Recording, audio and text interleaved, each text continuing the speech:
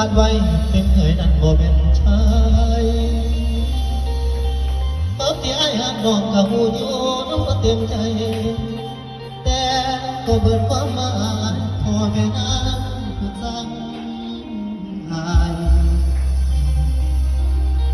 เสียใจหลายได้ลาเพราะไอ้เป็นเจ้าเดิมคนไหนเศร้าบ่มีแนวปวดหัวเทียมทางหากผู้มีโอ้